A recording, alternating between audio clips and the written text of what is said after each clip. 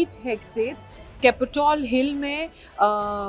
तब, और इस रिपोर्ट को वो जिस कमेटी के सामने पेश कर रहे थे वो वहाँ तब आए हैं पहली बार जब दूसरे दौर का युद्ध अमेरिका और ईरान के बीच शुरू हो चुका है, जिसमें अब तक 3 अमेरिकी जवानों के मारे जाने की खबर है और इसका कॉन्फर्मेशन भी उनकी तरफ से इस कमेटी के सामने किया गया। हालांकि अगर व्हाइट हाउस की बात की जाए, जहां पर अमेरिकी राष्ट्रपति जहां से ऑपरेट करते हैं, उनका सारा कामकाज जहां से चलता है, उनकी तरफ से कांग्रेस के सामने ये जानकारी दी गई है कि अप्रैल में जो पेंटागन ने नेक्स्ट फिशियल ईयर यानी कि अगले फाइनेंशियल ईयर के लिए जो बजट निर्धारित किया है उसमें बढ़ोतरी की है और डॉलर 1.5 ट्रिलियन का जो ऑफिशियल बजट है वो अमेरिकी मिलिट्री के लिए रखा है, ताकि आगे जो हालात हैं उन हालातों से निपटा जा सके और जो भी मिलिट्री की रिक्वायरमेंट है उन रिक्वायरमेंट्स को पूरा किया जा सके।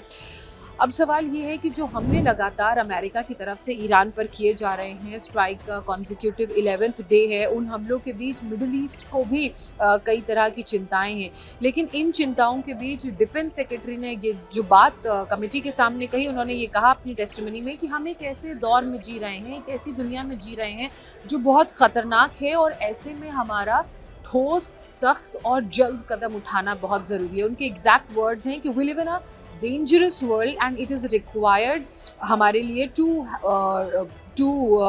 टेक स्टेप एंड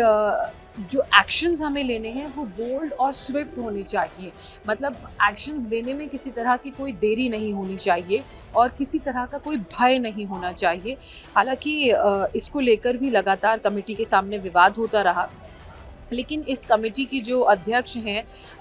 चेयरवुमन सूजन कॉलिन, उन्होंने एक सवाल पीट हेग्सेथ से पूछा और उन्होंने कहा कि अगर आपकी जो बजट की रिक्वायरमेंट है स्पेसिफिकली पेंटागन और डिफेंस के लिए, उन बजट रिक्वायरमेंट्स को हम पूरा नहीं करेंगे तो क्या किसी तरह का कोई नुकसान होगा या किसी तरह का कोई खामियाजा आपको उठाना पड़ेगा,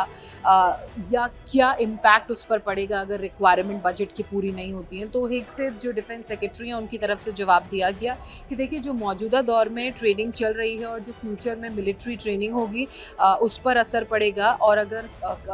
कटिंग होती है, बजट कट कर दिया जाता है तो वो फंड्स प्रॉपर नहीं आ पाएंगे। इसके अलावा फॉर्मर प्रेसिडेंट जो बाइडेन का जिक्र करते हुए भी उन्होंने उन पर इल्ज़ाम लगाया और कहा कि उस एडमिनिस्ट्रेशन के टाइम पर वैसे भी मिलिट्री अनफंडेड थी, कम पैसा दिया गया था। तो इन सारी बातों का उन्होंने हवाला दिया। इसके बाद इसी पूरी चर्चा के दौरान जो डेमोक्रेटिक के सेनेटर हैं डिक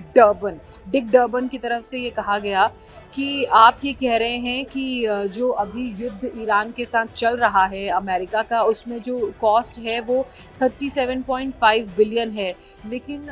2 डेमोक्रेटिक पार्टी के सांसद और इसके अलावा एक तीसरा सोर्स जो वेस्टर्न मीडिया है उसे ये बता रहा है कि ये एक्चुअल कॉस्ट नहीं है, ये कॉस्ट कम है। इसके अलावा अगर एक्चुअली नंबर्स को देखा जाए तो बहुत पैसा इसमें लगा है। तो ऐसे में जो कैजुअल्टी ईरान की तरफ से रिटेलिएशन के तौर पर यूएस और उनकी मिलिट्री बेसेस और एस्टैब्लिशमेंट्स में की गई है, शायद उनकी कंस्ट्रक्शन कॉस्ट को ऐड नहीं किया गया है। ये पूरी चर्चा तो चलती रही, लेकिन इसी बीच जो सबसे ध्यान देने वाली बात है वो मैं आपको बता देती हूँ। जो इंडिपेंडेंट ट्रैकर्स हैं, अलग अलग जो इंडिपेंडेंट ऑर्गेनाइजेशंस हैं, उनकी तरफ से भी एक बजट को लेकर एस्टिमेट सामने आया है और उनकी जो रिसर्च ग्रुप्स की जो अलग अलग रिपोर्ट्स हैं और जो मीडिया एनालिसिस हैं, वेस्टर्न वर्ल्ड के जो मीडिया एनालिसिस हैं, वो ये बता रहे हैं कि पेंटागन की तरफ से और सीनेट की तरफ, व्हाइट हाउस की तरफ से जो ऑफिशियल नंबर्स दिए गए हैं 37.5 बिलियन डॉलर्स के, वो नंबर गलत है, क्योंकि जो ईरान वॉर कॉस्ट ट्रैकर है उसकी जो एनालिसिस है, इसके अलावा जो पॉपुलर इन्फॉर्मेशन इस वक्त सामने आई है, उससे ये पता लग रहा है कि जो रियल डायरेक्ट एक्सपेंडिचर है यूएस का सिर्फ ईरान के साथ इस दूसरे दौर के युद्ध में जिसको 11 दिन बीते हैं, वो $103 बिलियन है।